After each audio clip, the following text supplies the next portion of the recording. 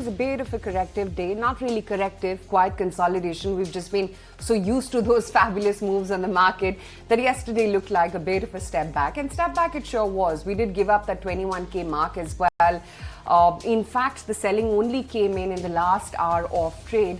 And we managed to close in pretty much around the session lows. Having said that, it was interesting to note that it was a buy figure from the FIIs. So it didn't really smack of any institutional selling or for that matter DIIs as well. But this morning, you've got the GIFT Nifty already indicating an upside of 70 odd points. It seems like it's going to be all well. Sasha, we are not used to seeing red on the screen. Yeah. So suddenly with so many uptakes and when you see a different color, your eyes would say, okay, I mean, what's happening? I think yesterday's market was just a pause, not even profit booking. We saw a little bit of skim from the top. There was no large selling by institutional investors. FI long in FNO has only gone higher. And since markets have been accustomed to this real, linear move post October, yesterday's market action may just stand out and it may look differently. But in terms of the impact and in terms of the real setup, I think it could be a clear indication that markets yesterday, bulls yesterday decided to take that day off. And I will just not read too much into yesterday's price action. What may happen is that it may just shake some weak hands, some hand on the heart traders who really are playing momentum. They may think twice in terms of the near-term market direction. But the big picture, which is that the rally which started from October end, I don't think that rally has reached its climax. B, FIs who in a sense are the most crucial link to understand which way liquidity is moving, they were not sellers yesterday in the cash market. The FI FNO figure, the long positions has only gone higher to about 61%. So I don't think we should read too much into yesterday's price action at all. It could be a pause. It could be, a couple of, days off for the bulls. They're entitled for a break.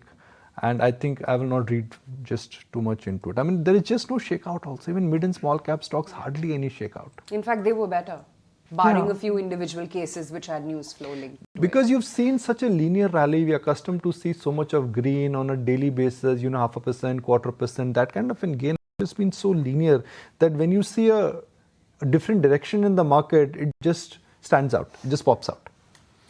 Yep, okay, so it is just about mild consolidation and I think we're quite okay with that, although seeing those red ticks is something that we're not rather accustomed to.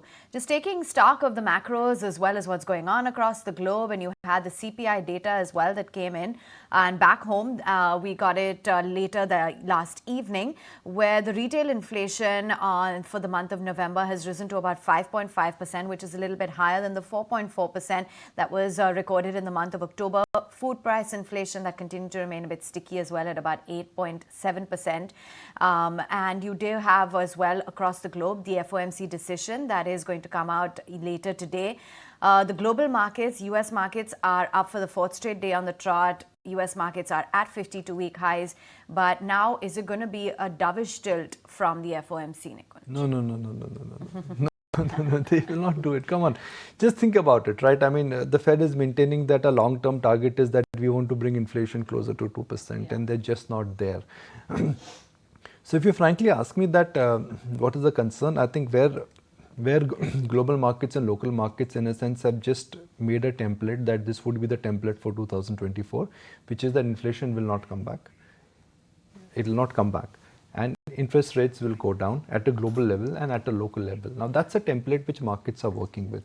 Any change in that template, I'm not saying the template is going to change, but any change in that template could really lead to some mid-air turbulence, and it really could lead to a sharpish kind of an adjustment.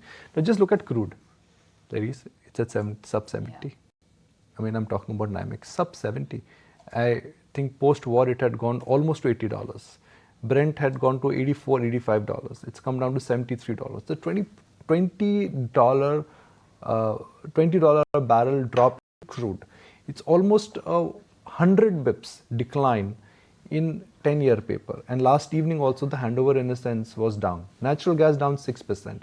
And we are talking about winter. Winter is supposed to be a time when demand goes higher. Commodity, energy energy prices that tend to go higher ahead of winter, and this time it's really the reverse which is at play. So if you frankly ask me, the risk for the market is this assumption that inflation will not come back in a hurry and central banks would cut rates. Now let's take that conversation forward, because Fed in a sense would be coming out with their last meeting for 2023.